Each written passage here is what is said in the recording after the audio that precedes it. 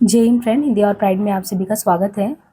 यहाँ पे देखिए हम लोग जो है बच्चन सीरीज का जो पहला सेगमेंट था उसका ये लास्ट वीडियो है जो कवर कर रहे हैं, क्योंकि आपने देखा था जो 57 से लेकर 1900 का कालखंड है उसका विभाजन 3 पार्ट में हुआ था और गद्य की प्रतिष्ठा और बोली के जो नोट्स हैं उसको रिवीजन कर रहे हैं।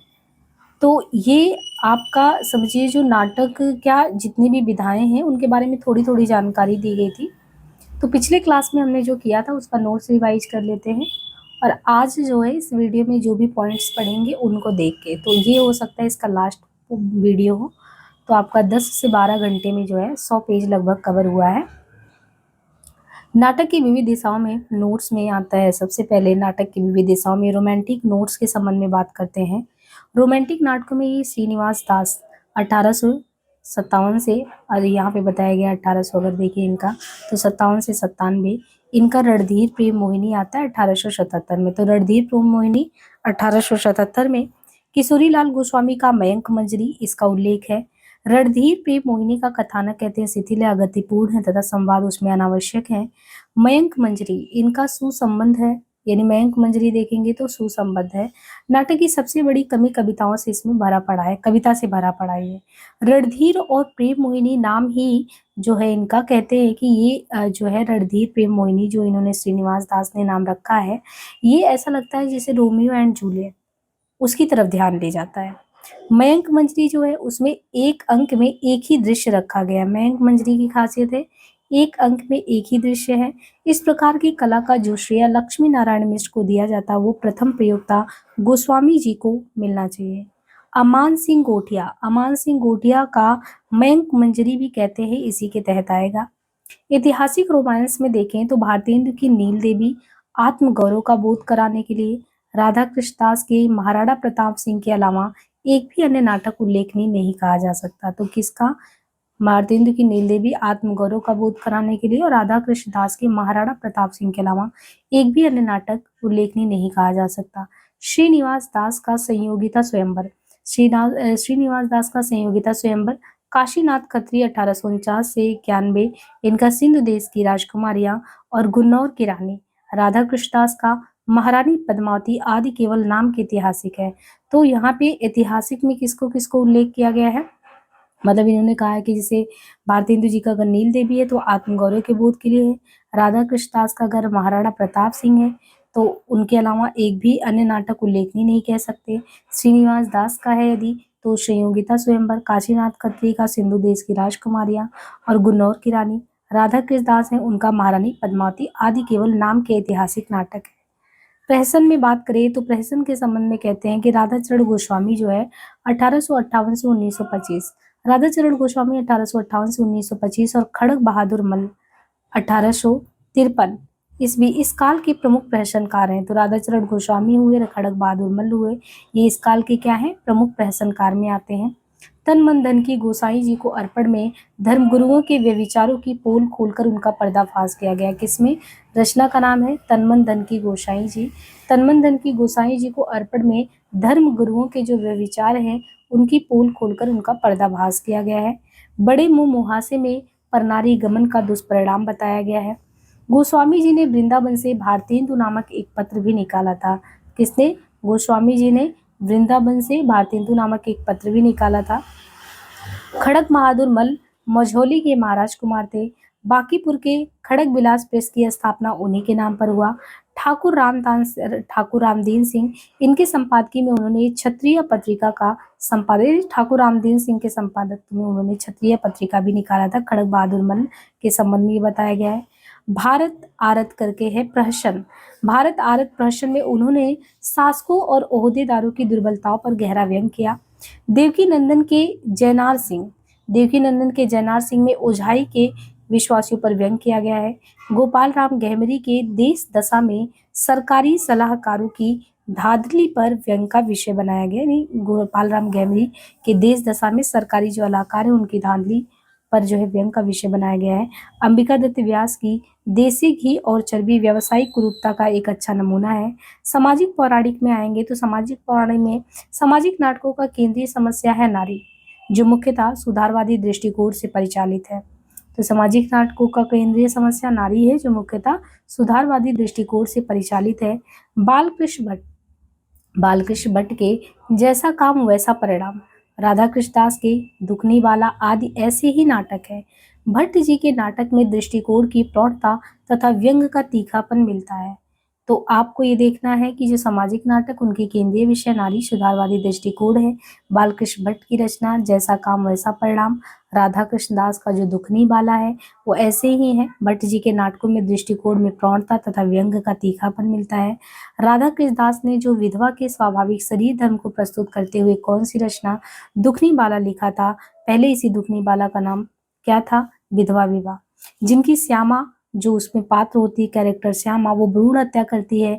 दुखनी बाला में एक कैरेक्टर सरला है, वो विषपान द्वारा आत्महत्या कर लेती है। लाला जवाहरलाल वैद का कमल मोहिनी भंवर सिंह नाटक परनारी गमन के विरोध में लिखा गया नाटक है। गोपाल राम गहमरी, इनके विद्या विनोद में बहु विवाह का विरोध तथा पतिव्रत का समर्थन किया गया है। नारी समस्या के भारत दुर्दशा के मेल में भारत उद्धार, भारत आरत, भारत सौभाग्य, देश रक्षा आदि नाटक लिखे गए। तो नारी समस्या के भारत दुर्दशा के मेल में भारत उद्धार, भारत आरत, भारत सौभाग्य, देश रक्षा, ये सब नाटक लिखे गए हैं। उपन्यास में यदि आए तो उपन्यास में सामूहिक अनुभवों के स्थान पर व्यक्तिगत अनुभवों को तरजीह देता है। तो उपन्यास सामूहिक जो है, उपन्यास क्या होता है? उपन्यास जो होता है वो सामूहिक अनुभवों के स्थान पर व्यक्तिगत अनुभवों को तरजीह देता है। फॉरेस्टर इस समसामयिकता को लाइफ बाई टाइम कहते हैं। हिंदी उपन्यासों का प्रारंभ जीवन के उपदेश मूलक यथार्थ चित्रण द्वारा होता है। तो हिंदी जो उपन्यास है उनका प्रारंभ कैसे? जीवन के उपदेश मूलक यथार्थ के साथ होता है। परीक्षा गुरु को ही लीजिए 1882 में आया, जो हिंदी का पहला उपन्यास स्वीकृत किया गया। देवरानी जेठानी की कहानी 1877 में आया। वामा शिक्षक 72 में आया। भागवती 77 में आया। ये कुछ ऐसी ही पुस्तकें हैं। एक कहानी, कुछ आप बीती कुछ जग बीती, इनमें कहते हैं कि औपन्यासिकता की संभावनाएं बताई जाती है। एक कहानी, कुछ आप बीती कुछ जग बीती में परीक्षा गुरु के लेखक श्रीनिवास दास जो है इनका, और राजा लक्ष्मण सिंह के कोठी के मुनिम। तो परीक्षा गुरु के कहते हैं श्रीनिवास दास जो थे, ये जो राजा लक्ष्मण सिंह थे इनके कोठी के मुनीम हुआ करते थे। रणधीर प्रेम मोहिनी इन्होंने ही लिखा। अनुभव द्वारा, इसमें कहते हैं कि हमने रणधीर प्रेम मोहिनी में अपने अनुभव द्वारा उपदेश मिलने की संसारी वार्ता के रूप में उसको सामने रखा है। तो किस रचना को? परीक्षा गुरु के लेखक है श्रीनिवास दास, इन्होंने रणधीर प्रेम मोहिनी जो लिखा उसमें वो कहते हैं कि ये हमारे अनुभव द्वारा उपदेश मिलने का सांसारी वार्ता है। लाला जी ने इसे नॉवेल भी कहा है। किसको कहा है नॉवेल? अपने रणधीर प्रेम मोहिनी को। देवरानी जेठानी की कहानी, भागवती आदि में ये औपन्यासिक तत्व नहीं मिलते हैं जो इनमें मिलते हैं। भारतेंदु हरिश्चंद्र की रचनाओं में, नाटकों और निबंधों में दिखाई पड़ता है उनकी छाप परीक्षा गुरु पर भी है। तो भारतेंदु हरिश्चंद्र की रचनाओं में भी, नाटक और निबंधों पर दिखाई पड़ता है, उनकी छाप जो है परीक्षा गुरु पर भी है। लाला जी अपने नाटक रणधीर प्रेम मोहिनी में रोमांटिक हैं, यानी लाला जी अपने नाटक रणधीर प्रेम मोहिनी में रोमांटिक हैं, तो वही उन्होंने परीक्षा गुरु लिखा, उसमें वो यथार्थपरक दृष्टि उनकी है। उपन्यास मूलतः यथार्थ को आंकने वाली विधा। उपन्यास क्या है, कैसी विधा है? उपन्यास मूलतः यथार्थ को आंकने वाली विधा होती है। बालकृष्ण भट्ट ने 2 उपन्यास लिखे। एक नूतन ब्रह्मचारी लिखा 1877 में, नूतन ब्रह्मचारी, और एक अजान एक सुजान करके 92 में। दोनों ही बालकृष्ण भट्ट का कैसा है? ये शिक्षा उपयोगी उपन्यास की श्रेणी में, कथा की श्रेणी में आता है। जो नूतन ब्रह्मचारी इनका है, उनका जो विनायक है कैरेक्टर, तो वो जो नूतन वे ब्रह्मचारी का विनायक, वो अपने अच्छे संस्कारों के कारण हृदय परिवर्तन करता है, वो भी डाकुओं का हृदय परिवर्तन कर ले जाता है। मेहता लज्जा राम शर्मा, लज्जा राम शर्मा का उपन्यास है दूध रसिक लाल 1899 में, स्वतंत्र रमा परतंत्र लक्ष्मी 99 में, राधा कृष्ण का निसहाय हिंदू 1889, अयोध्या सिंह उपाध्याय हरिओ ठेठ हिंदी का ठाठ 1899, और अधखिला फूल 1907। इसमें क्या है? हिंदू समाज की कुरीतियों और आदर्शों का चित्रण है। ठाकुर जगमोहन का उपन्यास है श्यामा स्वप्न। ठाकुर जगमोहन का उपन्यास श्यामा स्वप्न 1885, श्यामा स्वप्न के साथ अंबिका दत्त व्यास के आश्चर्य वृत्तांत 1893, और ब्रजनंदन सहाय का सौंदर्य उपासक 1912 की भी चर्चा की जाती है। श्यामा स्वप्न और आश्चर्य वृत्तांत में केवल इतना ही साम्य है कि दोनों स्वप्न कथा है, चाहे आश्चर्य वृत्तांत हो चाहे श्यामा स्वप्न हो। सौंदर्य उपासक इस कालावधि में लिखा गया एक अकेला रोमांटिक उपन्यास है। सौंदर्य उपासक सन 1891 ईस्वी में चंद्रकांता प्रकाशन के साथ, यानी जो चंद्रकांता जो है जब ये आया और इसका जब प्रकाशन हुआ तो देवकीनंदन खत्री तिलस की जो करिश्मा लेकर ये चंद्रकांता वगैरह के माध्यम से आए, उसने पूरी हिंदी क्षेत्र में धूम मचा दिया। समय 1861। गोपाल राम गहमरी 1866 इनका, और ये नए किस्म के उपन्यास, जासूसी उपन्यास हिंदी क्षेत्र में लेके आते हैं। सन 1898 में इन्होंने बांग्ला उपन्यास हिरार मूल्य शेखर धूली का हिंदी अनुवाद किया। हिरार मूल्य शेखर धूली, लगभग कहते हैं 200 उपन्यास इन्होंने लिखा। एक पत्र इन्होंने जासूस 1900 में निकाला था। जो जासूस था कुल 30 वर्षों तक ये प्रकाशित होता रहा। गहमरी जो है, इनके जासूसी उपन्यास घटना प्रधान और काल्पनिक होते। सन 1901 से उन्होंने उपन्यास मासिक पुस्तक निकालना शुरू किया। उनके मुखपृष्ठ पर छपा रहता था उपन्यास तो वांगे मुकम। आचार्य शुक्ल ने इनके जो है छोटे छोटे यानी छोटे बड़े जो है कुल मिला के इनके देखें तो शुक्ल ने इनके छोटे बड़े कुल मिला के 65 उपन्यासों का उल्लेख किया है। सन 1887 में प्रणयी परिणय लिखा। सन 1887 में कौन सा?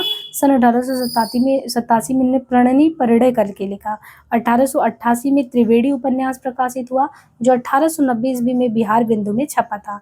तो 88 में आया त्रिवेणी उपन्यास प्रकाशित हुआ, जो 90 में जाके वो बिहार बंधु में छपा। और 90 में ही हृदय हारड़ी उपन्यास प्रकाशित हुआ, किसमें? हिंदुस्तान दैनिक के कई अंक में छपा था। गोस्वामी जी किस संप्रदाय में थे? तो जैसे हमने बल्लभ संप्रदाय देखा था, किसका? भारतेंदु जी का। वैसे गोस्वामी जी जो थे निम्बार्क संप्रदाय के वैष्णव थे। गोस्वामी जी ने उपन्यास को प्रेम के विज्ञान के रूप में कहा, कि गोस्वामी जी कहते हैं उपन्यास क्या है? प्रेम का विज्ञान है। प्रेम एवं परम ज्ञान, प्रेम एवं पराह गति, ये इनका मंत्र था। किसका? गोस्वामी जी का।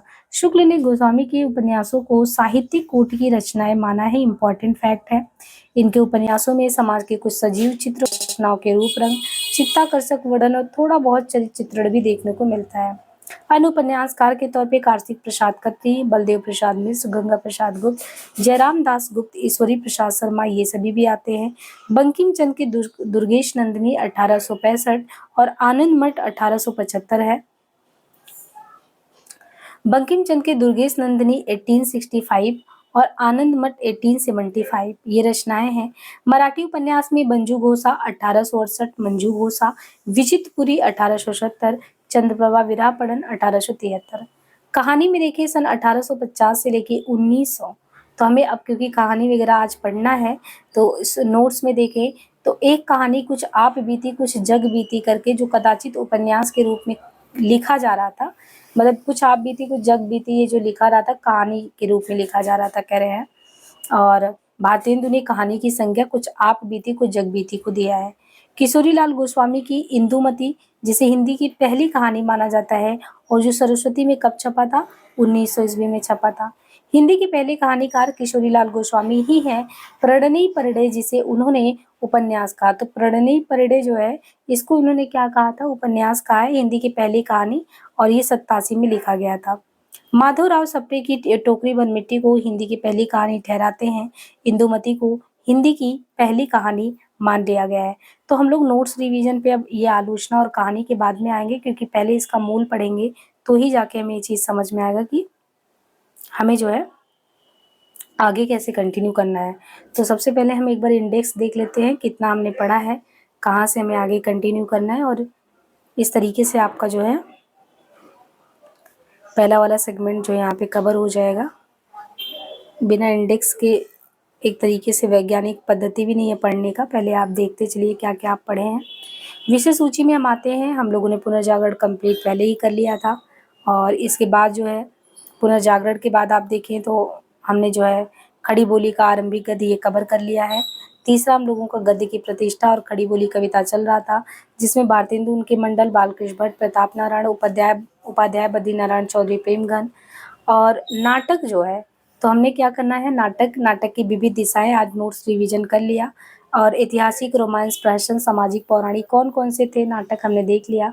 अब उपन्यास भी हमने पढ़ लिया, और आज जो हमें शुरू करना था कहानी से, तो हम कहानी पढ़ेंगे, आलोचना पढ़ेंगे, ब्रजभाषा की काव्य परंपरा पढ़ेंगे, खड़ी बोली की कविता, ये 4 टॉपिक खत्म करेंगे और नोट्स रिवाइज कर लेंगे। तो हमारा जो है कहाँ तक का यात्रा खत्म हो जाएगा? पुनर्जागरण काल का पूरा जो है यहाँ 100 तक पेज तक हो जाएगा। इसके बाद जो दूसरा चलेगा वो 101 से लेके 135 तक, जिसको हम कहेंगे पूर्व स्वच्छंदता काल। तो इसके बाद जो है हमें जो चैप्टर पढ़ना पड़ेगा पूर्व स्वच्छंदता काल का, फिर ऐसे ही आप अलग-अलग चैप्टर को साथ में लेके चलेंगे। मुझे पूरा उम्मीद है कि आपको बहुत अच्छे से चीज़ें, क्योंकि पढ़ाने का तरीका भी वही वैज्ञानिक रखा है, इंडेक्स देख के चीज़ों को करके फिर नोट्स रिवाइज़, ताकि आपको सारी चीज़ें एक-एक पॉइंट क्लियर होता चले।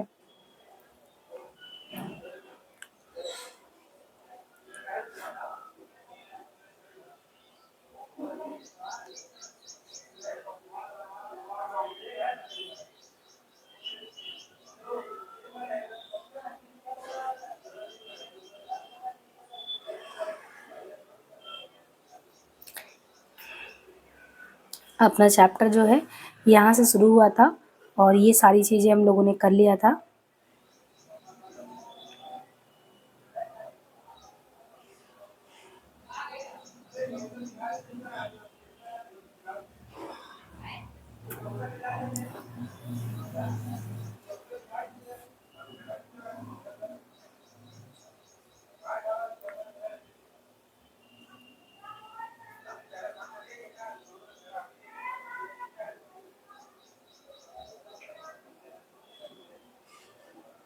यहाँ से हमें उपन्यास भी हमने कर लिया था पिछली क्लास में।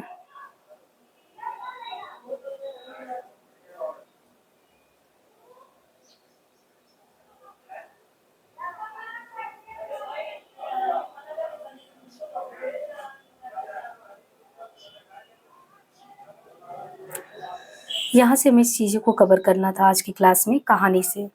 देखिए, कहानी के बारे में बताया गया है कि आप देखो, जो कहानी है, ये कहानी के बारे में बता रहे हैं 1850 से 1900।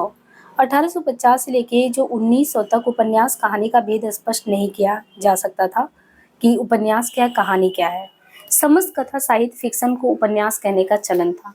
एक कहानी है, एक कहानी का नाम है, एक कहानी कुछ आप बीती कुछ जग बीती, तो इसको कहते हैं जो कदाचित उपन्यास के रूप में लिखा जा रहा था, लेकिन खुद भारतेंदु जी ने इसको कहा कि नहीं भाई, ये कहानी है। और जो किशोरीलाल गोस्वामी जी हैं, उनकी इंदुमती, जिसे हिंदी की पहली कहानी माना जाता है किशोरीलाल जी का, जो सरस्वती में कब छपा था, 1900 में कहानी के रूप में छपा। उसे भी गोस्वामी जी ने उपन्यास के करीब प्रकाशित किया। मतलब इतना कंफ्यूजन था कि भारतेंदु जी कुछ आप बीती कुछ अग बीती, वो लग रहा था उपन्यास के रूप में है, पर उसको उन्होंने कहानी कहा। और गोस्वामी जी, जो कि इंदुमती की पहली कहानी है, उसको उन्होंने जब सरस्वती में छपा तो कहानी के रूप में प्रकाशित हो चुका था, लेकिन गोस्वामी जी उसको उपन्यास कहकर प्रकाशित करे। इसे यही था कि अभी हिंदी में उपन्यास और कहानी के बीच क्या अंतर होना चाहिए, वो क्लियर ही नहीं था। हिंदी के ऐसे ही पहले कहानीकार किशोरीलाल गोस्वामी ही हैं, प्रणयनी परिणय, जिसे उन्होंने खुद उपन्यास कहा, गोस्वामी जी ने। वो हिंदी की पहली कहानी, और ये समय इसका पहली कहानी का बताया गया 1887, 1787। इसमें क्या है, यानी जो विषय वस्तु प्रणयनी परिणय का है, गोस्वामी जी की कहानी या उपन्यास जो भी उन्होंने कहा, पहली कहानी है, तो इसमें क्या है, प्रणयनी परिणय में इनमें है ना दो प्रेमियों की कहानी। प्रेमी क्या है, वो प्रेमिका के घर में प्रविष्ट होने का उपक्रम कर ही रहा था कि जो राजा है, वो राजा द्वारा उसे चोर समझ लिया जाता है प्रेमी को, और पकड़ लिया जाता है। किंतु क्योंकि उनका प्रेम इतना प्रगाढ़ है कि उसका परिचय पाते ही दोनों का वो ब्याह करा देता है। इस पर निश्चय ही कहते हैं कि किस रचना का, कथा सरित सागर का प्रभाव है। इसकी शैली पुरानी है, जो समापन इसका होता भरत वाक्य से होता, पर यदि कहानी में एक ही मूल प्रेरक भाव होता तो निश्चय ये हिंदी की आदि कहानी कह सकते थे। किसको? प्रणयी परिणय को। इनमें जन जागृति की भी आंशिक चित्रण देखने को मिलता है। उस समय के पुलिस के अत्याचारों को भी उभारा गया है। भाषा अलंकृत मूलक है, बीच बीच में विरह निवेदन और उपदेश का भी सन्निवेश है। कुछ लोग कहते हैं कि जो माधवराव सप्रे इनकी एक टोकरी भर मिट्टी, वो हिंदी की पहली कहानी है। गोस्वामी जी का वैसे इंदुमती करके 1900 में आया, ये भी सरस्वती में छपा। इंदुमती की भाषा शैली कहते बहुत कुछ बदल चुका था। ये अब वो अलंकृत नहीं रह गया, जैसे प्रणयी परिणय में देखेंगे तो एक अलंकरण आपको देखने को मिल रहा है, लेकिन ये कह रहे हैं ये अनअलंकृत था। इसका शुरुआत भी और विकास भी अपेक्षाकृत ज्यादा स्वाभाविक सा लगता है। यद्यपि इस पर कहते हैं कि जो जासूसी कहानियां, उनका प्रभाव आप इंदुमती पे देख सकते हैं। जैसे उन समय अजयगढ़ का, देवगढ़ का, इन सबका जासूसी कथा साहित्यों से जो जिक्र है वो लिया गया है। और जिस रहस्यात्मक रीति से इंदुमती का जो पिता है वो विंध्य के जंगलों में निवास करता, और जिस ढंग से उसके सशस्त्र सहचर प्रकट होते, वो सब कुछ बड़ा जासूसी कथा की चमत्कारिकता जैसा लगता है। जासूसी भी कथाएं कहानियां ही हैं, और कथानक, साकंचता, एकान्विति आदि के दृश्य इनको आगे की कहानियों से जोड़ा जा सकता है। समानता जो इंदुमती है उसको हिंदी की पहली कहानी मान लिया गया है, ऐसा बच्चन जी कह रहे हैं। आलोचना में जब हम आते हैं तो आलोचना को कहते हैं, आलोचना क्या है, तो ये बहुत अच्छे से डिफाइन करते हैं कि जो आलोचना होता है वो जातीय जीवन की अनिवार्य मांग है, यानी जातीय जीवन की अनिवार्य मांग के रूप में आलोचना होता है। साहित्य की आप कोई भी विधा उठा लो, चाहे कविता विधा, नाटक विधा, उपन्यास विधा, निबंध विधा, ये सभी विधाओं को कहते हैं ये अतीत का दस्तावेज नहीं होता है, ये अतीत का दस्तावेज नहीं है, वो वर्तमान के लिए एक तरीके से जीवंत शक्ति है। एक जो आलोचक होता है ना, वो अपनी विवेचना द्वारा रचनात्मक साहित्य को अपने समसामयिक जीवन के संदर्भ में देखता है। सही तो ये है कि वो अपने समय के साहित्य की आलोचना करना आलोचक का मुख्य काम होता है। इस काम की शुरुआत आलोचना का किसने किया था? बालकृष्ण भट्ट ने।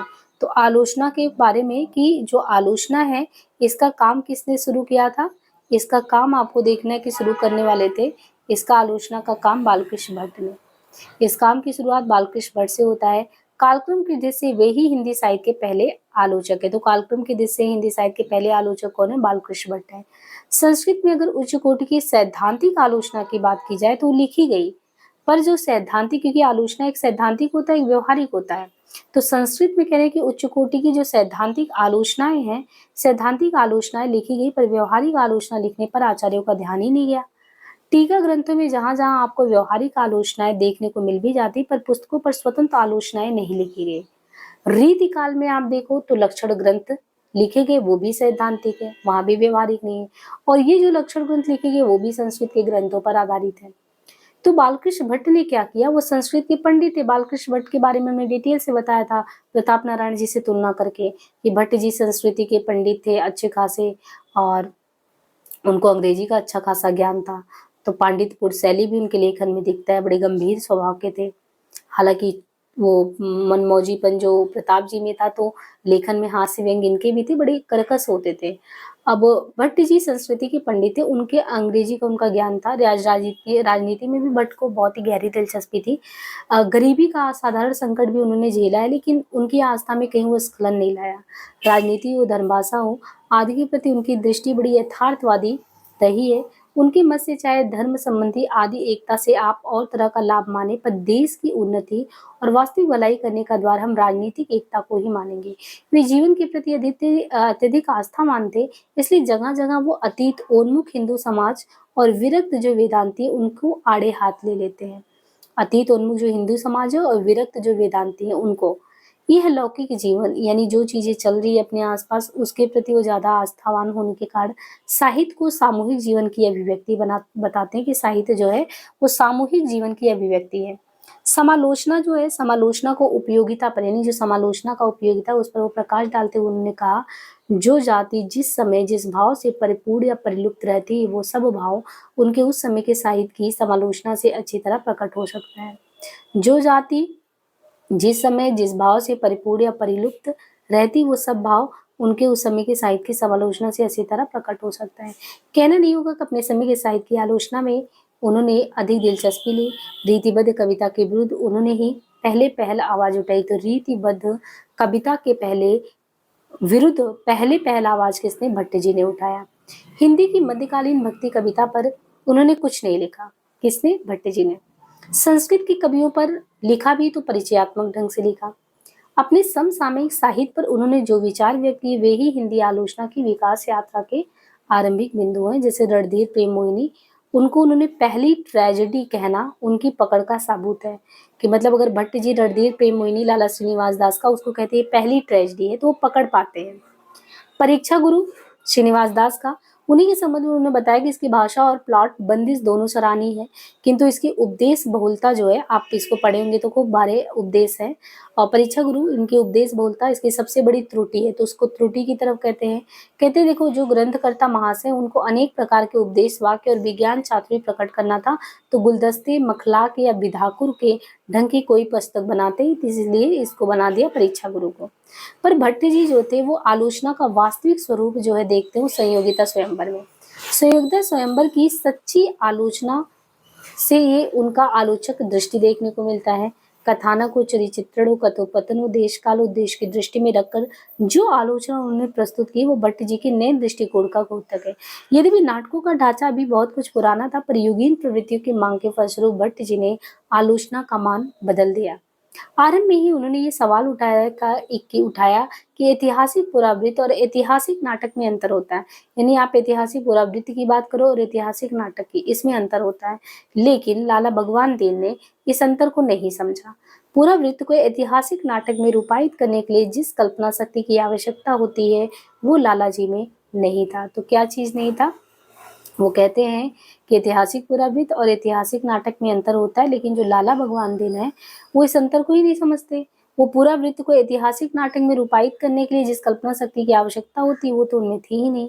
रही बात चरित्र चित्रण की, उनकी बारीकियों की, तो उनका ध्यान उस तरफ आकृष्ट करते हुए बताते हैं कि हमने जहां तक नाटक देखे उनमें पात्रों की व्यक्ति कैरेक्टराइजेशन के भिन्न भिन्न होने से ही नाटक की शोभा देखी, पर आपके पात्र सब एक ही रस में सने उपदेश के हवस में ऐसा लग रहा है लथर पथर हो गए हैं, और उस रस में आप ही की विधा विद्या के प्रकाश का जहर देख रहे भरा पड़ा है। जाहिर है कि वे नाटक में एक ही चेहरा नहीं देखना चाहते थे, अर्थात वे चरित्रों में व्यक्तित्व की प्रतिष्ठा के आकांक्षी है। तथ्य ये है कि प्रसाद के पहले नाटकों के चरित्रों को व्यक्तित्व नहीं प्राप्त हो सका। यानी जब से नाटक में प्रसाद जी का आगमन हुआ, तब से प्रसाद के नाटक के जो चरित्र होते थे, उनमें पात्र होते थे, वो उनका खुद का व्यक्तित्व दिखता, लेकिन इसके पहले कह रहे नहीं दिखता। रही बात कथोपकथन की, कथोपकथन की अस्वाभाविकता पर भी उन्होंने कड़ा प्रहार किया। जैसे उस संयोगिता का कथोपकथन ना तो कहते नाटकगत परिस्थिति के अनुकूल है और ना भारतीय संस्कृति के। प्रेम के संबंध में उनकी उक्तियां प्रेम का मखौल उड़ाती हैं। इस तरह के कथोपकथन न कथानक के विकास में योगदान देते हैं और न चारित्रिक विकास में। बीच बीच में जो पद्यों का अमर्यादित प्रयोग है, उस पर चिढ़कर भट्ट जी कहते हैं, हम समझते कि ग्रंथकार महाशय बीबी संयोगिता को पंडित प्रताप नारायण मिश्र के कली कौतुक वाली शराबखोर वाली महफिल में भेज देते तो शराब की तारीख में सबसे 20 संयोगिता की ही स्पीच रहती है। अंत में भट्ट जी कहते हैं, हाय हाय, संयोगिता पर भरपूर सामत सवार हुई, जो उनके बारे में नाटक लिखने का हौसला इनके मन में बढ़ा। भट्ट जी की आलोचना में व्यंग और कटुता जरूरत से ज्यादा उभर आए हैं, फिर भी उनके दोष पक्ष पर विचार करने में त्रुटि नहीं आई है। लेकिन हाँ, सब मिलाकर ये एकांगी हो गया है। प्रेमघन भट्ट जी के बाद प्रेमघन दूसरे ऐसे व्यक्ति हैं जिन्होंने आदन कादम्बनी जो पत्रिका है उनमें आलोचना का सूत्रपात किया। भट्ट जी के संयोगिता स्वयंवर की आलोचना देखकर उन्होंने भी इसे आलोच्य विषय बनाया। प्रेमघन की आलोचना पुराने किस्म की है। उन्होंने मुख्यतः रस और संधियों की दृष्टि से इनकी आलोचना की। तो प्रेमघन ने किस दृष्टि से आलोचना किया है? रस और संधियों के दृश्य से। इस पुस्तक में उन्होंने अनेक दोष निकाले संयोगिता स्वयंवर में ही। इसमें ये नहीं पता लगता कि वीर और श्रृंगार में कौन अंगी है, छंद और अलंकार में कौन सा दोष है, कुछ गर्वांग व्यर्थ है, पद्यों में कालिदास और शेक्सपियर की चोरी की गई है, निर्वहन संधि का निर्वाह हुआ ही नहीं है। भट्ट जी में जो मौलिकता और क्षमता दिखाई देती है वो प्रेम जी के प्रेमघन के आलोचना शक्ति में नहीं दिखता। इस काल में भारतेंदु ने नाटकों पर सैद्धांतिक आलोचना लिखी, पर उनका स्वर पुराना ज्यादा है, नया कम है। तो ये चीज प्रेमघन जी कहते हैं। अब हम टॉपिक पे बात करें ब्रज भाषा की काव्य परंपरा। तो 1850 या 57 से 1900 में जो थोड़ा बहुत ब्रज भाषा की, तो ब्रज भाषा की काव्य परंपरा रही है। गद्य के क्षेत्र में खड़ी बोली जो है उसको जल्दी स्वीकार कर लिया गया, किंतु जो पद्य का क्षेत्र था, क्योंकि रीतिकाल में पद्य में ही ब्रज में ही सब लिखा जा रहा था, तो इसकी स्वीकृति जो है समय लगा। हिंदी में गद्य की कोई परंपरा नहीं थी, इसलिए वैचारिक अभिव्यक्ति के लिए खड़ी बोली के व्यवहार को लेकर कोई द्वंद्व या विवाद था ही नहीं। पर ये जो ब्रज भाषा जो सुदीर्घ काव्य परंपरा है लंबे समय से, उसको सब अचानक तो छोड़ नहीं देते। अब ये ब्रज भाषा काव्य का जो माधुर्य था, अभिव्यंजना शक्ति उस समय की खड़ी बोली में कहाँ मिलता। तो कुल मिला के भावना के स्तर पर उसे छोड़ भी नहीं सकते थे। उस समय ब्रजभाषा काव्य की अखंड परंपरा में जो अगली कड़ी के रूप में थी, उनकी दो कोटियां की जा सकती हैं। पहली कोटि में वे लोग आएंगे जो विषय और भाषा दोनों में परंपरा के अनुगामी थे, विषय में भी भाषा में भी। उनमें कुछ राजा या रईस आश्रित कवि, कुछ राजे और कुछ भक्त। दूसरी कोटि के संबंध में बताएं तो उन लोगों के बारे में कहा गया है जो ब्रजी में ही कविता करते थे, लेकिन ब्रजी में कविता करते, लेकिन उनके विषय में वैविध्य था और वे कभी कभी खड़ी बोली में भी लिखते रहते थे। इन लोगों में भारतेंदु मंडल के लोग थे। पहली कोटि में कौन आते थे? जो पहली कोटि वाले वो शुद्ध वाले थे, तो वो उसमें तो सेवक महाराज रघुराज सिंह और रीवा नरेश सरदार हैं, बाबा रघुनाथ हैं, ललित किशोरी है, लक्ष्मण है, लक्ष्मीराम। लेकिन ये जो भारतेंदु वाले मंडल के लोग हैं, ये दोनों में ही हाथ आजमा लेते हैं। इनमें बाबा सुमेर सिंह साहबजादे प्रेमघन है, मिश्र है, ठाकुर जगमोहन, अंबिका दत्त है, रामकृष्ण वर्मा है, बलबीर है, गोस्वामी है, सुधाकर द्विवेदी, राधा कृष्ण दास। ये दोनों लोग, इन लोग पद्य और गद्य दोनों में ट्राई कर लेते हैं। सेवक है, सरदार है, लक्ष्मीराम, बेनी द्विज और हनुमान। ये सब कौन थे? तो ये जितने भी हैं, चाहे वो सेवक हों, सरदार हो, लक्ष्मीराम, बेनी द्विज, हनुमान, ये सब रीतिकालीन परंपरा के दरबारी कवि होते। लक्ष्मीराम को आप छोड़ दो तो शेष का संबंध जो है काशी और रामनगर दरबार से था।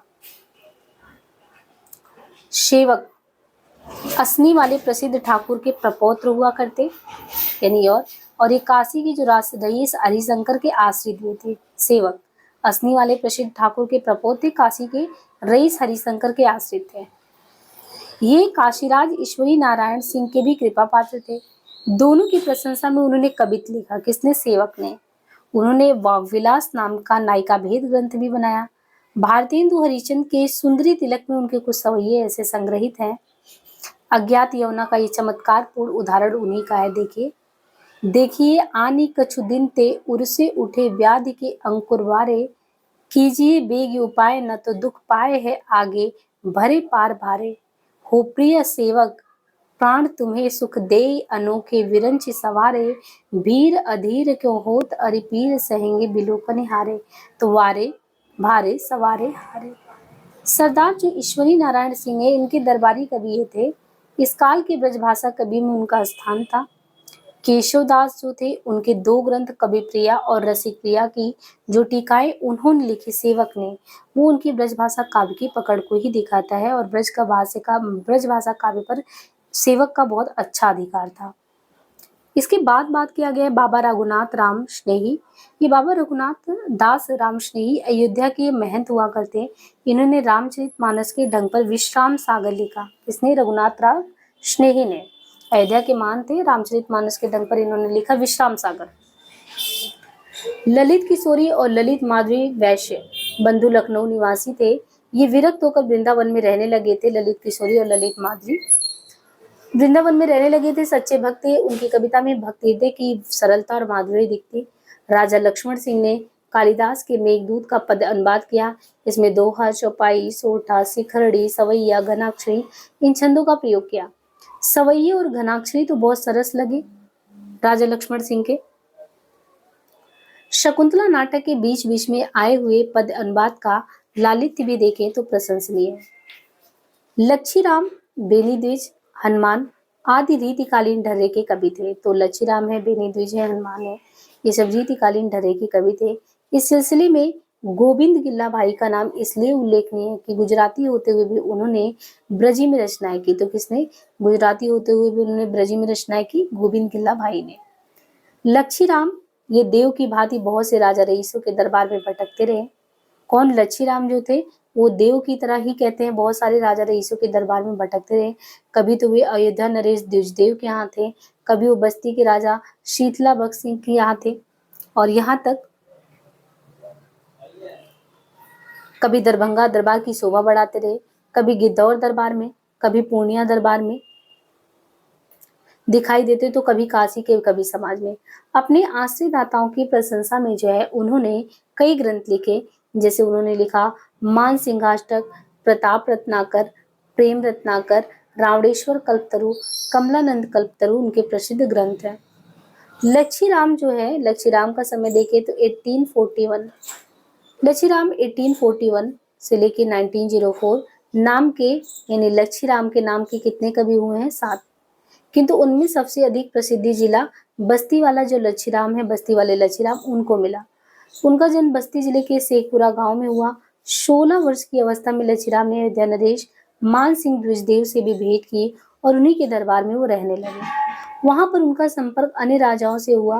प्रत्येक राजा के प्रत्यर्थ कवि ने एक एक रचना की। प्रेम रत्नाकर रचना किया राजा बस्ती के नाम पर, महेश्वर विलास किया राजा रामपुर मथुरा सीतापुर के नाम पर, रावणेश्वर कल्पतरु ऐसे ही उन्होंने रचना किया गिद्धौर नरेश रावणेश्वर प्रसाद सिंह के नाम पर, मुनीश्वर कल्पतरु किया मल्ला नरेश के नाम पर, रघुवीर विलास किया गुरु प्रसाद सिंह गिद्धौर के नाम पर, लक्ष्मीश्वर रत्नाकर दरभंगा नरेश के नाम पर, प्रताप रत्नाकर प्रताप नारायण सिंह अयोध्या नरेश के नाम पर, राम रत्नाकर मानसिंहाष्टक और प्रताप रस भूषण की रचना भी उन्होंने की, किंतु ये ग्रंथ अभी तक प्राप्त नहीं हो सके। वर्ण विषय की दृष्टि से देखें तो अनेक ग्रंथों को दो कोटियों में रखा जा सकता है। प्रथम कोटि में वे ग्रंथ आएंगे जिनमें रस भी है तथा उनके भेद भी है। दूसरी कोटि की पुस्तकों में अलंकारों, शब्दियों आदि का भी उन्होंने वर्ण विषय उनको बनाया। रीतिकाल के आचार्यों की भांति लच्छीराम ने भी काव्य शास्त्र संबंधी कोई मौलिक उद्भावना नहीं की। तो क्या किया? रीतिकाल के जैसे आचार्य थे उन्हीं की तरह लच्छीराम ने भी काव्य शास्त्र संबंधी कोई मौलिक उद्भावना नहीं की।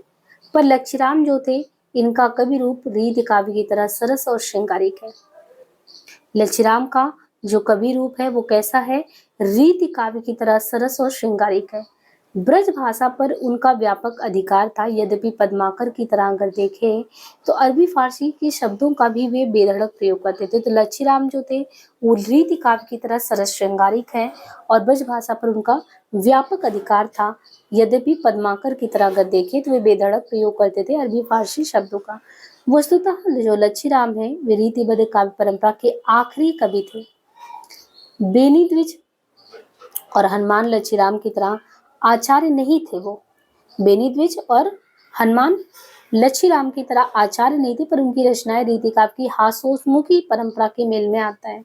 एक एग्जाम्पल दिया गया है, रैन जगे तुम काहू के साथ लहे रति चैन भय अति आरसी रावरे ओठ रहो रमी भौर सो मेरे ही में गड़ावती आरसी अपवाद बाद को किन कीबो करो हम ने को नहीं सक मानती है वही छैल छबीले के चाहनते द्विज प्रेम की बाननी छानती है। भारतेंदु और उनके मंडल में देखें तो भारतेंदु और उनके मंडल के कवियों में गद्य के माध्यम से जीवन के तत्कालीन समस्याओं को साहित्य से इन्होंने जोड़ा, पर कविता के क्षेत्र में वे परस्पर को नहीं जोड़ पाए। उनकी ज्यादातर कविताएं कैसे होती? परंपराभूत। फिर भी विषय की दृष्टि से उनमें नवीनताओं का सन्निवेश हुआ। इन नवीनता के आधार पर ही तो खड़ी बोली की इमारत खड़ी हुई। टी.एस. इलियट ने लिखा है कि श्रेष्ठ साहित्यकारों की मंजा में उनकी परंपरा अनुसूत रहती है। कवि हरिश्चंद्र में पूर्ण मध्यकालीन परंपरा को देख सकते हैं। यद्यपि हरिश्चंद्र जी बल्लभ संप्रदाय के अनुयायी थे, फिर भी उन्होंने राम काव्य और जैन काव्य भी लिखा। एक खास संप्रदाय से लगाव होते भी हुए जो है भारतेंदु जी किसी धार्मिक संप्रदाय से द्वेष नहीं रखा। उनमें कहीं पे भी आप देख सकते हो कि वही संतों का फक्कड़पन, मस्ती और जीव जगत के प्रति नस्वरता का भाव। तो कहीं भी आप देख रहे हो कि सगुण उपासक भक्तों की भांति दैन और प्रतिपत्ति भी है। उन्होंने सांप्रदाय सापेक्ष काव्य भक्ति सर्वस्व वैशाख महात्म्य ये लिखा, तो संप्रदाय काव्य की भी रचना की, किंतु सब मिलाकर उनकी धार्मिक रचनाओं में युगल उपासना का रंग देखने को मिलता है। चीरहरण, गोवर्धन, रासलीला, मानलीला, दानलीला, पनघट लीला, छन्नी लीला आदि लीलाओं की भरमार है। इन पर संत कबीर, भक्त सूर, तुलसी, मीराबाई के स्पष्ट छाप देख सकते हैं। कुछ एग्जाम्पल है, हमन है मस्त मस्ताना हमन को होशियारी क्या। उत्तर मध्यकाल यानी रीतिकाल की श्रृंगारी कविताएं भी उन्हें विरासत में मिली। उनका अपना वातावरण भी बहुत कुछ दरबारी था, इसलिए श्रृंगारी कविताओं के साथ समस्या पूर्ति भी उनके समकालीन कवियों का व्यसन था। भक्तिपरक रचनाओं में कतिपय स्थलों को छोड़ जीवन का स्पंदन बहुत छीड़ है, किंतु श्रृंगारी कविताओं में जो सरसता मिलती है वो उनकी अपनी है। इस दृष्टि से वे मतिराम हो, देव हैं, घनानंद है, पद्माकर हैं, दृष्टिदेव हैं, इनकी परंपरा में आखड़े होते हैं। कुछ लोगों ने अपनी आदत से लाचार होकर उनकी श्रृंगारी कविताओं को नायिका भेद के ढांचे में डालने की कोशिश की। नायिका भेद खोजने वाले को वो कहाँ नहीं मिलेगा। एक एग्जाम्पल है, ब्रज की लता पता मोहि कीजे गोपी पद पंकज पावन की रज जामे सिर भीजे। भारतेंदु में जो अंतर विरोध हमें दिखता है उसका कारण इस विरासत के प्रति उनका गहरा लगाव है। उनके इस मध्यकालीन संस्कार और नई युग चेतना में काफी कसमकस रहा है। राजभक्ति, देशभक्ति, गद्य की भाषा, पद की भाषा, आस्तिकता, नास्तिकता का अंतर विरोध, पुरातन और नए संस्कारों का अंतर विरोध। शिशुताई अजो न गई तंते तव जोबन ज्योति बटोरे लगी सुनिके चर्चा हरिचंद की कान कछुते भौ मरोरे लगी। कूके लगी कोयले कदमपन पे बैठ, कूके लगी जो कोकिले हैं वो कदमपन पे बैठ फेरी की धोए धोए पात हिली हिली सर से लागे बोले लागे दादुर मयूर लगे नाचे फेरी देखी के संयोगी जन ही हर से लागे। हरी भई भूमि सिरी पवन चलन लगी। लखी हरिचंद फेर प्राण तरसे लगे, फेरी झूम झूम बरसा की ऋतु आई, फेरी बादल निगोरे झुकी झुके बरसे लगे। ये संग में लागिए डोले सदा, बिन देखना धीरज आनती है, छीनु जो वियोग परे हरिचंद तो चाल प्रलय के सुठानती है। बरुनी में यदि देखें तो वहां पे ये कहा गया है, बरुनी में थिरे न झपे उस पे पल में न समाये बुझानती है, पिप्यारे तिहारे निहारे बिना अकिया दुखिया नहीं मानते। छंदों में यदि देखा जाए तो छंदों में रोला, छप्पे, दोहा, चौपाई, पद, कभी सवैया, गजल आदि के प्रयोग भी हैं। भक्तिपरक रचनाओं में सरसता और रीतिका पद्धति पर लिखी गई रचनाओं में रमणीयता, खुलापन और रोमानी स्पर्श उनकी विशेषताएं हैं। मध्यकाल की प्राय सभी प्रचलित काव्य शैलियों और छंदों में उन्होंने रचनाएं की।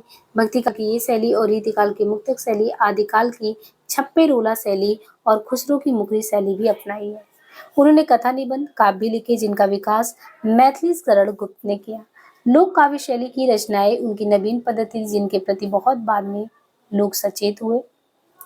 गद्य उनकी गतिशील चिंतन का घोतक है और पद उनके पुरातन संस्कारों का। योग पद्य में भी उन्होंने अनेक सामाजिक विषयों का समावेश करके उनको नई दिशा दी और ब्रजी को गिने चुने रसों के घेरे से बाहर की व्यापक भावभूमि से परिचित कराया। भारतेंदु तथा उनके सहयोगियों ने बिरहा, कजली, लावनी, खेमटा आदि लिखकर सिद्ध कर दिया कि वे लोक से बाह्य अर्थ में संपृक्त हैं। इनका ब्रज भाषा की भाषा शैली पर भी अत्यधिक प्रभाव पड़ा। यदि तुलना करके देखा जाए तो परंपरा प्रयुक्त अनेक रूढ़ शब्दों का भारतेंदु जी ने परित्याग कर दिया था। फारसी, अरबी के अत्यंत प्रचलित शब्दों ही को उन्होंने अपनी भाषा में स्थान दिया। एग्जाम्पल में मुराद, अरज, अदब ऐसी चीजों को। अंग्रेजी के टक्कस, सिविल, लिबरल, वार्ड कानून आदि अंग्रेजी के शब्दों का भी यथास्थान प्रयोग किया। ग्रामीण शब्दों में बारे, बिगड़े, मछरिया आदि को ब्रजभाषा का अंग बनाया, संपन्न किया। उनकी लोकोक्तियां जैसे दुकान की फीकी मिठाई, हाय सकीन, हाथन सो, अपने पग आप कुठार में दीन वगैरह ठाकुर की लोकोक्तियों की याद दिलाती है। मुहावरों का भी उन्होंने प्रचुर मात्रा में प्रयोग किया। जो कविताएं उनके ज्यादातर नाटकों में आई हैं वो भक्ति तथा रीतिपरक रचनाओं से अलग है। उनमें अतीत की गौरव, देश की दुर्दशा, भारतवासियों की हीनता आदि का कहीं छोपूर्ण तो कहीं निरेतापूर्ण वर्णन है। इन्हें भारत दुर्दशा, भारत जननी, नील देवी और अंधे नगरी में देख सकते हैं। इनमें भी जो कविताएं नाटकीय परिस्थितियों के संदर्भ में लिखी गई वे ज्यादा भावपूर्ण बनी है। ये उनमें से ज्यादातर इतिवृत्तात्मक है। भारतेंदु के समसामयिक कवियों और सहयोगियों में बाबा सुमेर सिंह साहबजादे जो सिख गुरु थे रीति काव्य लिखते, प्रताप नारायण मिश्र मन की लहर में लावनियां लिखते, श्रृंगार विलास में उनकी श्रृंगारिक रचनाएं, दंगल खंड आल्हा, ब्रैडला स्वागत, लोकोक्ति शतक, सौ को हावतोपद, देशभक्ति परक कविता, संगीत शाकुंतल अनुवाद, दीवाने बरामान उर्दू कविताओं का संग्रह और रसखान शतक उनकी किताबें हैं। उनकी कुछ समस्या पूर्तियां भी बहुत ही सरस हैं। धुरवान की धावन सावन में, सिर चोटी गुथावत फूलन सो, मेहंदी रची हाथन पावन में, प्रताप चूनरी सो ही सजी मन मोहत हावन भावन में। भारतेंदु की बात उन्होंने भी राजभक्ति, देशभक्ति पर काव्य लिखे। कांग्रेस के जय नाम की कविता कांग्रेस की स्तुति में लिखा। जिस प्रकार अनेक निबंधों में हास्य व्यंग भरा पड़ा है उसी प्रकार उनकी कविताओं में भी उनके प्रचुर रंग है। वे अपने व्यंग में भारतेंदु की तरह मीठी चुटकियां नहीं लेते बल्कि तलखी भरकर तीखा प्रहार करते हैं। जन्म सुफल कब होए में लाड रिपन, गौरांग देवी, पादरी साहब, भैंडराज, गोरनदास, हजरत सेठ, अमीर, राजा बुढ़ऊ, लिखपिटन पुरोहित, कन्वजिया, आलसी, बहुला भक्त आदि की उक्तियां द्रष्टव्य हैं। गोरनदास उवाज, जग जाने इंग्लिश हमें वाड़ी वस्त्राही जोए, मीठे बदन कर श्याम रंग जन्म सुफल तब होए। प्रेमगन जी जो थे, प्रेमगन भी भारतेंदु के परम प्रशंसकों में से थे। प्रेमगन भी भारतेंदु के परम प्रशंसकों में से एक थे।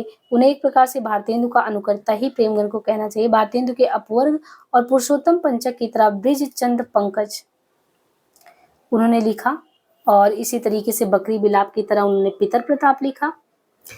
उनके श्रृंगारी कवि सवैयों की तरह ही कवि सवैये लिखे जो प्रेम पीयूष वर्षा में संकलित है। तो प्रेमगन जी अनुकर्ता कैसे हैं?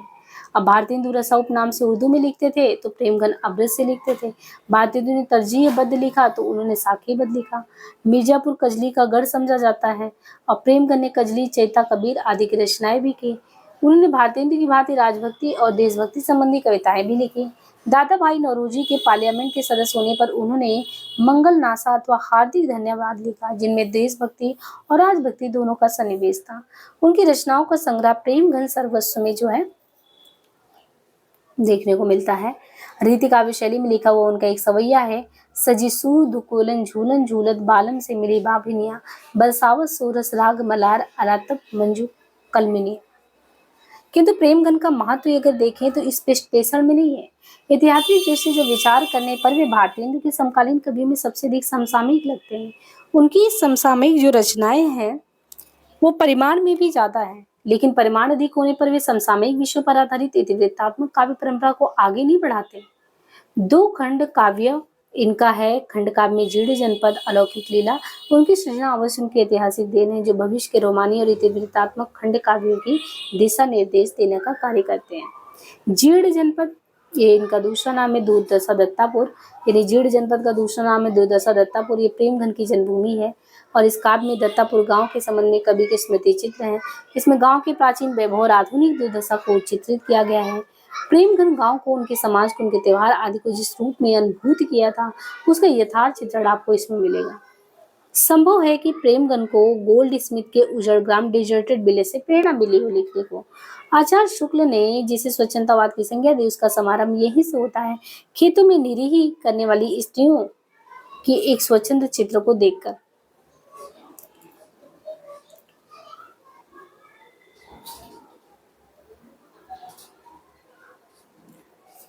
खेतन में जल भरियो सस्य उठे ऊपर लहरस, चारों ओर हरियाली ही की छवि छहरत। भोरी भोरी ग्रम बधु एक संग मिली गावत, एक सुर में रस भरी गीत झनकार मचावत। इस काल में जगमोहन सिंह अपनी स्वच्छंदतावादी रचनाओं के लिए जो घन आनंद की परंपरा में पढ़ते हैं स्मरणीय रहेंगे। उन्होंने अपनी प्रेयसी श्यामा यानी जगमोहन की प्रेयसी प्रेमिका श्यामा, उसके विरह में श्यामा स्वप्न लिखा, फिर श्यामा विनय लिखा, श्यामलता लिखा, श्यामा सरोजनी। तो जगमोहन की रचनाएं देखें तो अपनी उनकी प्रेयसी श्यामा है, श्यामा के विरह पे जो है ठाकुर जगमोहन जी ने श्यामा स्वप्न, विनय, श्यामलता, श्यामा सरोजनी लिखा।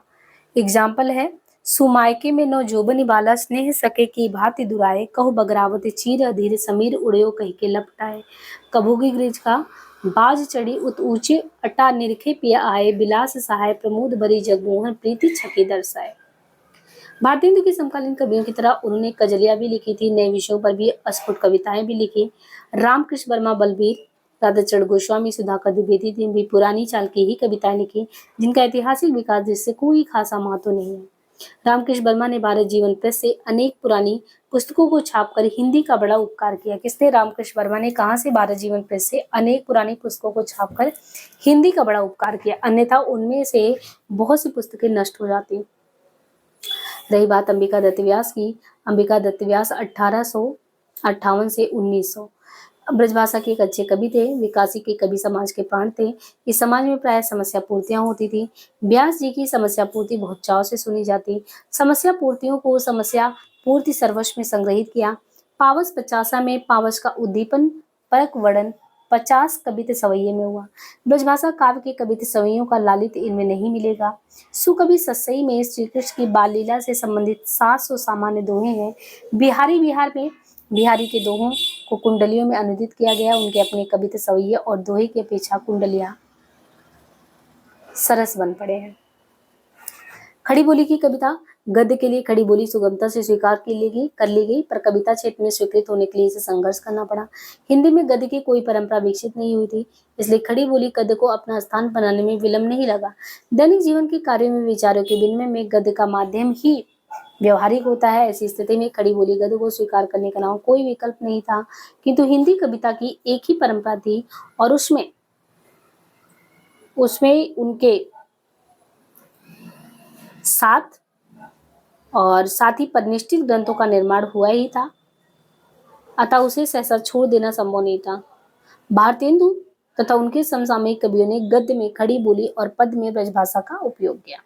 इसे ये नहीं समझना चाहिए कि खड़ी बोली में कविता करना एकदम नई चीज थी। ईसा की 9वीं शताब्दी में ही सिद्धनाथों के गद्य ग्रंथों में जो खड़ी बोली का रूप दिखता प्रारंभिक, उसी प्रकार उनके पद्य में भी है।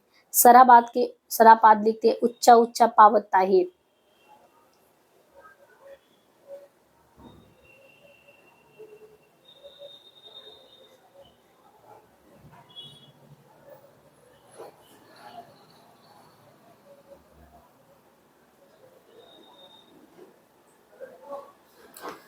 बब्बर के भौवा कबीला उच्च नियला मजबियला नेताजुअला आदि से इनकी प्राचीनता का प्रमाण मिलता है। गोरखबानी हेमचंद सूरी के प्राकृत व्याकरण देसी नाममाला आदि में भी खड़ी बोली के कुछ प्रयोग देखने को मिलते हैं। यदि अमीर खुसरो की कृतियों को प्रमाणिक आप माने तो उन कृतियों ने ये खड़ी बोली को मतलब अमीर खुसरो की कृतियों को प्रमाणिक माना जाए तो ये खड़ी बोली के आदि कवि ठहरते हैं और इस प्रकार खड़ी बोली कविता का समारंभ हम तेरहवीं से मान लेते हैं। वे प्रसिद्ध औलिया शेख निजामुद्दीन 1236 1236 के इनके शिष्य थे। कहा जाता है कि वे प्रसिद्ध औलिया शेख निजामुद्दीन के शिष्य थे और वे सन 1254 में एटा जिले के पटियाली कस्बे में पैदा हुए थे और 1325 में देहावसान। उन्होंने अपने पूर्ववर्ती कवि मसऊर का उल्लेख किया है। मसऊर जिसने फारसी के अलावा हिंदी में भी कविताएं की है। मसऊर ने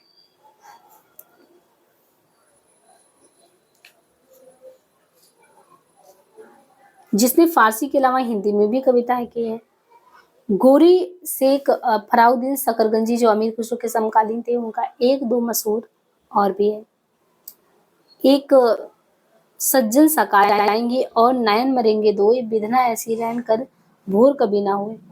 वे मध्यकालीन भारत अंक 2 में संग्रहित मोहम्मद हबीब द्वारा लिखित एक लेख दिल्ली की हजरत अमीर खुसरो से खुसरो की जीवनी और कृतियों पर अपेक्षाकृत ज्यादा प्रामाणिक जानकारी मिलता है। गयासुद्दीन बलबन के भतीजे अलाउद्दीन खिलजी कुतुबुद्दीन मुबारक शाह के दरबारी कवि थे। दरबार में उनकी खासी प्रतिष्ठा थी। वे फारसी के अत्यंत उत्कृष्ट कवि माने जाते। निजामुद्दीन मौलिया जो औलिया थे, इनका सूफी रहस्यवाद भी उनमें देखने को मिलता था। कहा जाता है कि ब्रजभाषा में भी उन्होंने काफी संख्या में कविताएं लिखी पर वे लुप्त हो गई। और रही बात खड़ी बोली में लिखी गई उनकी पहली और मुकरियां प्रसिद्ध है। उनमें भी है तरवर सा एक तिरिया उतरी उन्होंने बहुत रिझाया, बाप का उसने नाम जो पूछा आधा नाम बताया, आधा नाम पिता पर प्यारा बूझ पहली मोरी, अमीर खुसरो यो कहे अपने नाम न बोली निवारी। खड़ी बोली जो है, खड़ी बोली पद का एक इतना साफ सुथरा नमूना इनका है। 14वीं-15वीं शताब्दी में दक्षिण में मुसलमानों की राज स्थापना के साथ बीजापुर गोलकुंडा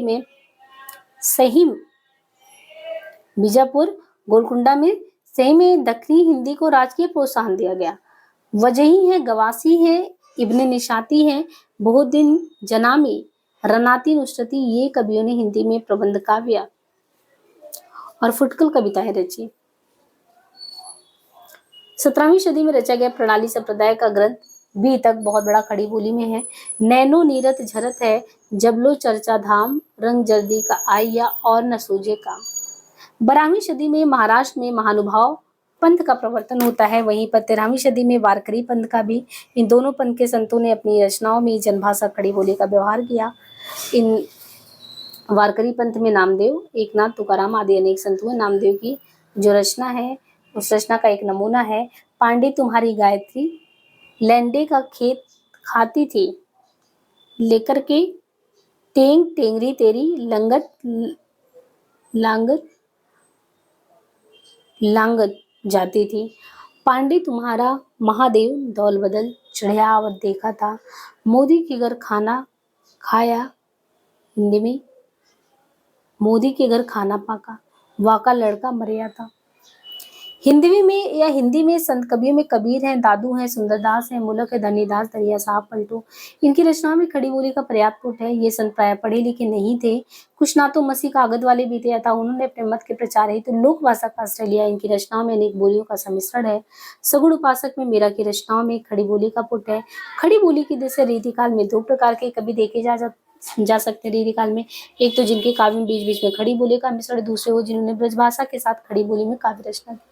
पहली श्रेणी में जटमल है, बृंद है, ग्वाल है, भूषण है, सूदन है, ये सभी हैं।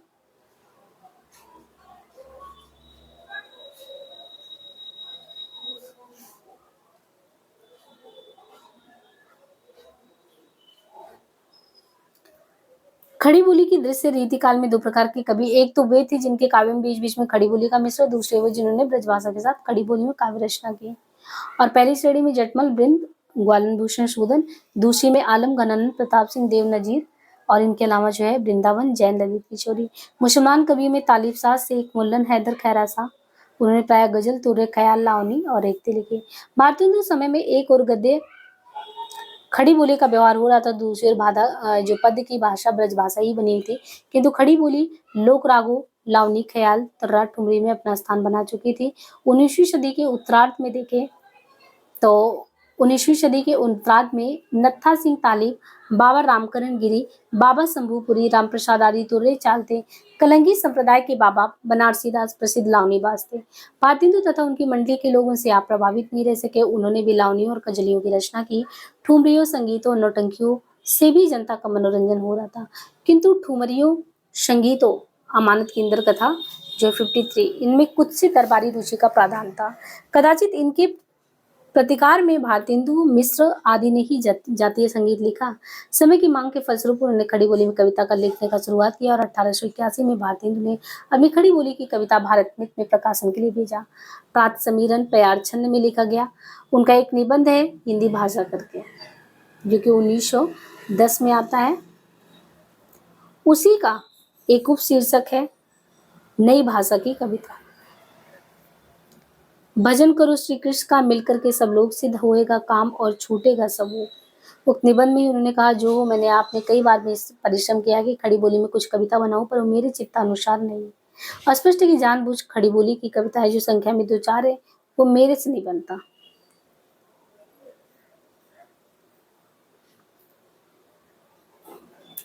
खुसरो के तर्ज की मुकरियों और उर्दू की कविताएं खड़ी बोली में है, और अंधेर नगरी के चूरन और पाचक बेचने वाले के विज्ञापन गीत में खड़ी बोली में। सती प्रताप में एक पद्य ज्ञान है, तुम पर काल अचानक टूटेगा, गाफिल मत हो लवाबाज, ज्यों हंसी खेल में लूटेगा। सब मिलाकर मंडल के लोगों को कविता के लिए खड़ी बोली ग्राह्य नहीं हुआ, लेकिन बहुत दिनों तक किसी भी साहित्य का गद्य एक बोली और पद्य दूसरी बोली में नहीं लिखा जा सकता। इसी दिशा में श्रीधर पाठक की पहली सर्वाधिक प्रशंसनीय एकांतवासी योगी 1886 में आता है, और जगत सच्चा हिसार 1887 में। मुजफ्फरनगर के निवासी अयोध्या प्रसाद ने खड़ी बोली में पद लिखने का आंदोलन ही खड़ा कर दिया। उनके कार्यों की प्रशंसा करते हुए द्विवेदी जी ने लिखा था, इस विषय की ओर पहले पहल बाबू अयोध्या प्रसाद जी का ध्यान गया। बोलचाल की भाषा में कविता अवश्य होनी चाहिए। खत्री जी ने खड़ी बोली की पद्य पुस्तकें, जिनमें अनेक व्यक्तियों की खड़ी बोली के पद्य संग्रहित है, सन 1887 में प्रकाशित किया। भारतेंदु का हवाला देते हुए मिश्र और गियर्सन ने इस तरह का प्रयास का कोई अहमियत भी नहीं दी। मुंशी जी के इस आंदोलन का विरोध ब्रजभाषा के प्रेमियों ने किया।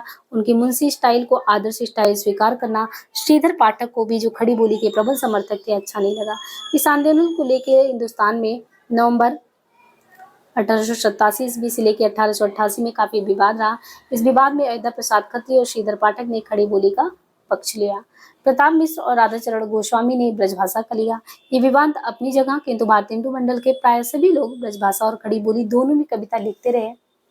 इस आंदोलन से खड़ी बोली का पक्ष प्रबल हुआ और उनके विरोध का स्वर मंद। फिर भी सरस्वती के प्रकाशन के समय तक पद्य के क्षेत्र में पर्याप्त अव्यवस्था और दुविधा बनी रही। अब कुल मिला के आप यहाँ पे देखो कि हमने जो है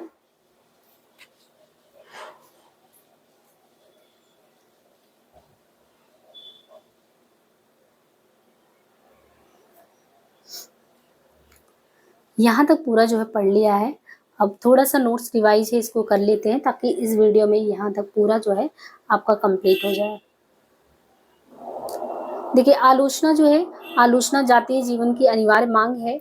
ये कहते हैं आलोचना क्या है, जातीय जीवन की अनिवार्य मांग है। साहित्य की कोई विधा, कविता, नाटक, उपन्यास, निबा अतीत का दस्तावेज नहीं, वो वर्तमान के लिए जीवन शक्ति है।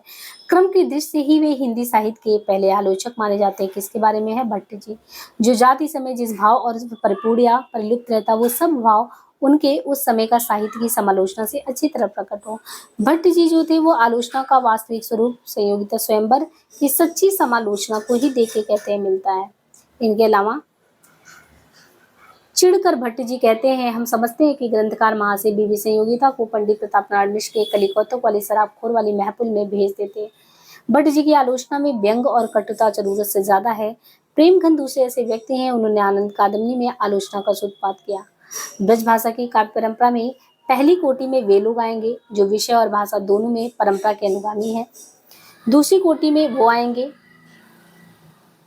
जो ब्रजी में कविता करते थे, लेकिन उनके विषय में वैविध्यता और वे कभी कभी खड़ी बोली में भी लिख लेते थे। पहले वाले में देखिए, मुख्यतः अगर देखें इन लोगों में मुख्यतः भारतेंदु मंडल के लोग। पहली कोटि में आपको सेवक हैं महाराज रघुराज सिंह, रीवा नरेश, सरदार बाबा रघुनाथ सिंह, ललित किशोरी, राजा लक्ष्मण सिंह, लक्षीराम।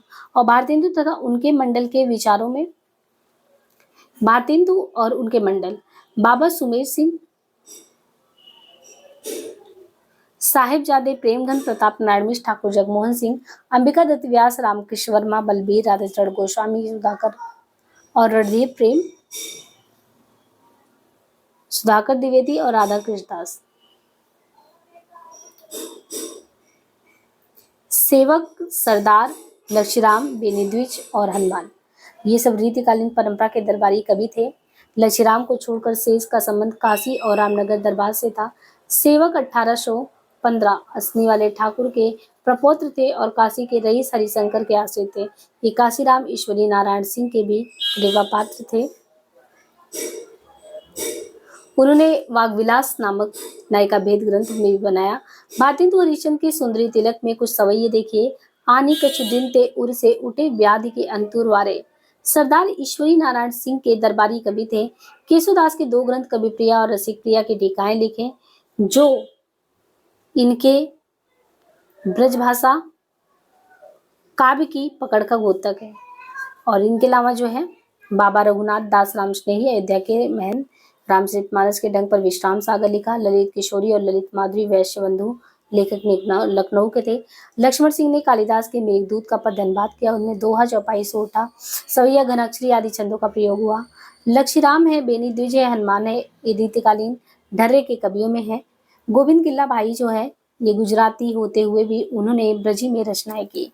मान सिंहाष्टक, प्रताप रत्नाकर, प्रेम रत्नाकर, रावणेश्वर, कल्पतरु, कमलानंद कल्पतरु आदि उनके प्रसिद्ध ग्रंथ हैं।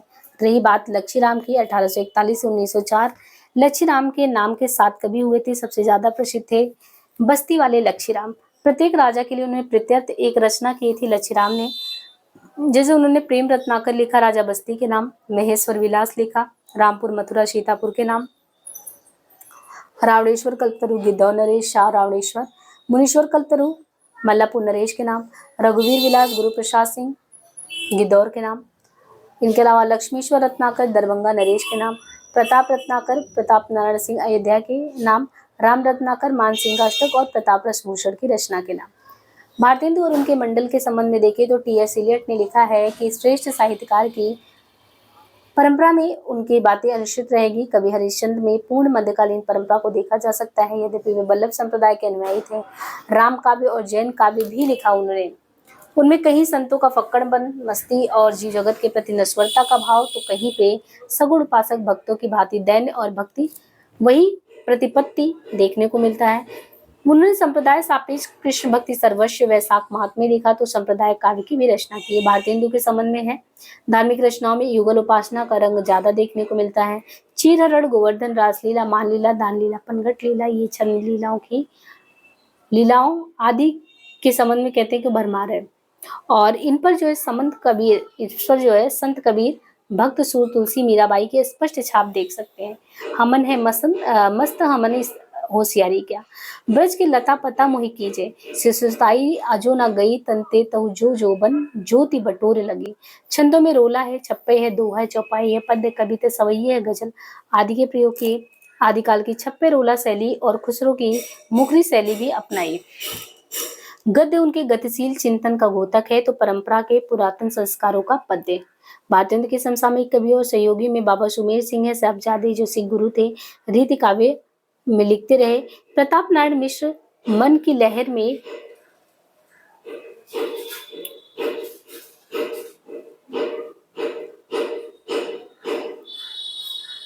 दंगलखंड, आला ब्रैडला स्वागत, लोकोक्ति शतक, 100 कहावतों पर देशभक्ति पर कविता, संगीत, शाकुंतल, दीवाने बरहम, उर्दू कविताओं का संग्रह और असखान शतक उनकी किताबें हैं। ध्रुवान की धावन सावन में पूर्ति देखिए। सिरचोटी गुथावत फूलन से मेहंदी रची हाथन में, जन्मनु सुफल कब होए मैं लाड रिपन गोरांग देव। पादरी साहब भैंडराज गोरनदास हजरत सेठ अमीर राजा बुढ़क लिखपिटन कनवजिया आलसी बहुला भाव। प्रेमगंज जो थे वो भी भारतेंदु के परम प्रशंसकों में थे। भारतेंदु के अपवर्ग हो गया, पुरुषोत्तम पंचक है, उनकी तरह ही पितर प्रताप लिखा। उनके श्रृंगारिक कविता सवैये की तरह कवि सवैये लिखे गए जो प्रेम पीयूष वर्षा में संकलित है। भारतेंदु रसा नाम से लिखते थे कविता, तो रसा उपनाम से उर्दू में थी, ये प्रेमघन अब्र नाम से। भारतेंदु ने जहाँ तरजीह बद लिखा तो इन्होंने साखी बद लिखा। मिर्जापुर कजली के घर समझे जाते थे। प्रेमघन ने कजली है, चैता, कबीर आदि की रचनाएं भी की। दादाभाई नौरोजी की जो पार्लियामेंट के सदस्य होने पर उन्होंने मंगलासा अथवा हार्दिक धन्यवाद भी लिखा, जिनमें देशभक्ति और राजभक्ति दोनों सन्निवेश है और ये सब प्रेमघन सर्वस्व में संकलित है। सजिसू दुकोलन झूलन झूलत बालम से मिली भामिनिया। जिड़ जनपद का दूसरा नाम दुर्दशा दत्तापुर है। ये प्रेमघन की जन्मभूमि है। प्रेमघन को गोल्ड स्मट के उजड़ जो डेजर्टेड विलेज उससे प्रेरणा मिली। जगमोहन सिंह अपनी स्वच्छंदतावादी रचनाओं के लिए जो घन आनंद की परंपरा में पढ़ता है जाने जाते हैं। उन्होंने अपनी प्रेयसी श्यामा के विरा में श्यामा स्वप्न, श्यामा विनय, श्यामा लता, श्यामा सरोजनी ये रचनाएं की। सुमायके में नवजोबन बाला स्नेह सके की बातें हुई। रामकृष्ण वर्मा, बलबीर, राधाचरण गोस्वामी, सुधाकर द्विवेदी ने भी पुरानी चाल की कविताएं लिखी। रामकृष्ण वर्मा भी भारत जीवन पर से उनका बड़ा पुराना घनिष्ठता था। वो छाप कर हिंदी का बड़ा उपकार उन्होंने किया। ये अन्यथा उनमें बहुत सी पुस्तकें वो नष्ट हो जाती। अंबिका दत्त व्यास जो हैं 1858 से 1900 ईस्वी ब्रज भाषा के अच्छे कवि थे। अंबिका दत्त वे काशी के कवि समाज के प्राण थे। पावस 50 में पावस का उद्दीपन परक वर्णन उन्होंने 50 कवि सवैयों में किया। सुकवि सतसई में श्री कृष्ण की बाल लीला से संबंधित 700 सामान्य दोहे। बिहार में बिहारी के दोहों के कुंडलियों में अनुदित करना। खड़ी बोली की कविता में भारतेंदु उनके समसामयिक कवियों ने गद्य में खड़ी बोली और पद में ब्रजभाषा का उपयोग किया। गोरखबानी, हेमचंद सूरी के प्राकृत व्याकरण, देसी नाममाला आदि में भी खड़ी बोली के प्रयोग दिखते हैं। अमीर खुसरो खड़ी बोली के आदि कवि हैं। वे प्रसिद्ध औलिया से एक निजामुद्दीन रिजवी के शिष्य भी थे। वे सन 1254 में एटा जिले के पटियाली गांव में पैदा हुए थे और 1325 ईस्वी में उनका 1325 ईस्वी में उनका देहावसान। उन्होंने अपने पूर्ववर्ती मसऊर का उल्लेख किया। मोहम्मद औफी ने अपने तज़किरे 1228 ईस्वी में लिखा है कि मसऊर ने 2 दीवाने फारसी में और एक हिंदवी में लिखा। शेख फराउद्दीन शेखारगंजी जो अमीर खुसरो के समकालीन थे, उनका एक दोहा मशहूर है, सजन सकारे जाएंगे और नैन मरेंगे दो। 14वीं-15वीं सदी में दक्षिण में मुसलमानों की राज्य स्थापना के साथ बीजापुर गोलकुंडा में दक्षिणी हिंदी के राजकीय प्रोत्साहन मिले। वजही गवासी, इल्बनिशाती, बुनुद्दीन जानिम, रनाती नुसराती आदि कवियों ने भी हिंदी में प्रबंध, काव्य और फुटकल कविताएं रची। 17वीं शताब्दी में रचा गया प्रणामी संप्रदाय का ग्रंथ भी तक बहुत खड़ी बोली में ही है। नैनो नीर झरत है जबलो चरमा चरम धाम। 12वीं सदी में महाराष्ट्र में महानुभाव पंथ का प्रवर्तन हुआ। 13वीं सदी में वारकरी पंथ का भी आविर्भाव हुआ। वारकरी पंथ में नामदेव, एकनाथ, तुकाराम आदि जो है अनेक स्थान।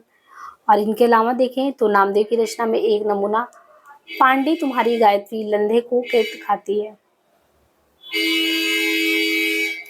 हिंदी में संत कवियों में कबीर हैं, दादू हैं, सुंदर हैं, मुल्क हैं, मलूक है, धरनीदास है, दरिया साहब है, पलटू आदि की रचनाओं में भी खड़ी बोली का पुट मिलता है। खड़ी बोली की दृष्टि से रीतिकाल में 2 प्रकार के कवि देखे जा सकते हैं। एक तो वो जिनके काव्य में बीच बीच में खड़ी बोली का मिश्रण मिला जाता है। दूसरे वे हैं जिन्होंने ब्रज भाषा के साथ ही खड़ी बोली में भी काव्य रचना की। पहली श्रेणी में जटमल, बृंद, ग्वाल, भूषण, सूदन ये सभी आते हैं। दूसरी श्रेणी में आलम है, घनानंद, प्रताप सिंह, देव नजीर, वृंदावन जैन, ललित किशोरी ये आते हैं। मुसलमान कवियों में तालिब शाह, शेख मुल्लन, हैदर खैरा शाह आदि उल्लेखनीय हैं। उन्होंने प्रायः गजल, तुर्के, तुर्रे, ख्याल, लावनी और लिखे। भारतेंदु समय में एक और गद्य में खड़ी बोली का व्यवहार हो रहा था, दूसरी ओर पद्य की भाषा ब्रज का, और किंतु खड़ी बोली में मोग रागो, लावनी, ख्याल, तर्रा, ठुमरी में अपना स्थान चुका था। 19वीं सदी के उत्तरार्ध में नत्था सिंह ताली, बाबा राम गिरी, बाबा सुंबुरीश्वरी और राम प्रसाद आदि तुर्रे वाले थे। कलंगी संप्रदाय के बाबा बनारसी दास प्रसिद्ध लावनीबाज थे। 1881 में भारतेंदु ने अपनी खड़ी बोली की कविताएं भारत मित्र में प्रकाशन के लिए भेजा। 74 में हरिचंद चंद्रिका में भी उनकी एक प्रसिद्ध कविता मंद मंद आवे देखो प्रासमीरन प्यार छंद में लिखा गया था, एक निबंध है। हिंदी भाषा उनकी एक उप शीर्षक नई भाषा की कविता। श्रीधर पाठक एकांतवासी योगी 1886 ईस्वी और जगत सच्चाई सार 1887 ये खड़ी बोली में लिखा गया। अयोध्या प्रसाद ने खड़ी बोली में पद लिखने का आंदोलन ही खड़ा कर दिया। द्विवेदी जी ने खत्री के बारे में कहा है कि इस विषय की ओर पहले पहल बाबू अयोध्या प्रसाद जी का ध्यान गया। बोलचाल की भाषा में कविता अवश्य होनी चाहिए। खत्री जी ने खड़ी बोली की पद पुस्तक, जिनमें अनेक व्यक्तियों के खड़ी बोली के पद संग्रहित है, सन 1887 में प्रकाशित किया। अब यहाँ से आप देखेंगे तो टॉपिक चेंज हो रहा है, मतलब कि पूर्व स्वच्छंदता 1900 से 18 शुरू हो जाएगा। तो आज यहीं पे चैप्टर समाप्त हुआ विद नोट्स के साथ। आज के लिए इतना ही, धन्यवाद।